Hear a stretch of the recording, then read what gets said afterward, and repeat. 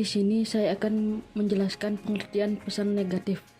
Pesan negatif didefinisikan sebagai berita buruk yang disampaikan kepada rekan atau partner bisnis yang dapat menghasilkan respon netral, kecewa, marah, atau mempengaruhi emosi konsumen. Baik, selanjutnya menurut Buffy dan Thiel pada tahun 2018 dalam buku Business Communication Today menyampaikan ada beberapa hal yang menjadi tujuan penyampaian berita negatif. Yang pertama yaitu berita negatif dibutuhkan untuk menyampaikan berita buruk yang mungkin akan membuat penerima pesan akan kecewa atau marah. Yang kedua, walaupun berisi berita buruk, perusahaan tidak layak untuk menyembunyikan berita tersebut. Akan lebih baik agar berita buruk tetap disampaikan dan memastikan cara penyampaian berita buruk dapat diterima penerima pesan.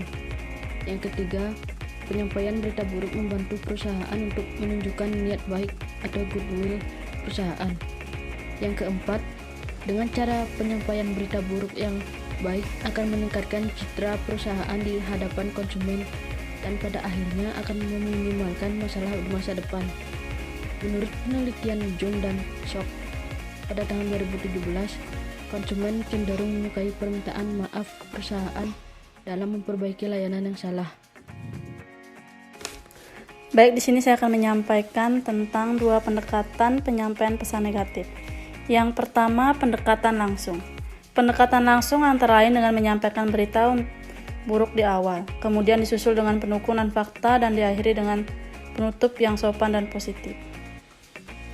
Pendekatan langsung digunakan saat pesan buruk tidak terlalu melibatkan emosi dari konsumen atau penerima pesan.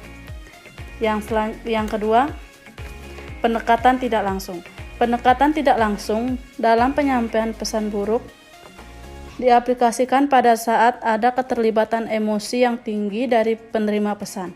Penerima pesan dapat merespon dengan rasa kecewa, marah, sedih, atau syok ketika menerima pesan. Sebagai contoh, ketika perusahaan harus mengumumkan berita kepada karyawan mengenai keadaan keuangan perusahaan yang kurang baik, yang berdampak pada pengurangan gaji per bulan karyawan dan kasus di mana perusahaan harus melakukan penolakan pengajuan asuransi dan tidak sesuai dengan peraturan dari nasabah.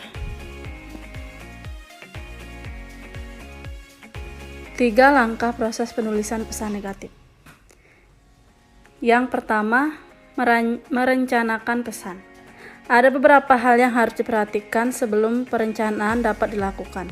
Menganalisa situasi, menganalisa apa yang para anggota inginkan, memilih media yang tepat, dan mengorganisasikan informasi secara efektif. Yang kedua, menulis pesan. Menulis pesan dimulai dengan mengadaptasi pendekatan Anda bagi anggota Anda. Bersikap sopan, menekankan pada hal yang positif, dan melindungi harga diri anggota Anda dengan menggunakan bahasa yang menyampaikan rasa hormat. Yang ketiga, melengkapi pesan. Tidak peduli seberapa singkat atau langsung pesan yang disampaikan.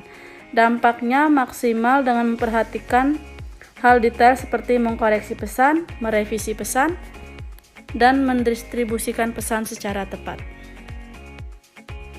Baik, di sini saya akan menjelaskan langkah-langkah dalam membuat pengumuman negatif. Yang pertama, sesuaikan pendekatan Anda dengan situasi yang ada. Kedua, pertimbangkan kebutuhan unik dari setiap kelompok. Ketiga, berikan setiap penerima cukup waktu untuk beraksi sejauh yang dibutuhkan. Keempat, rencanakan urutan dari banyak pengumuman. Kelima, beri diri Anda sendiri cukup waktu untuk merencanakan dan mengelola pada respon.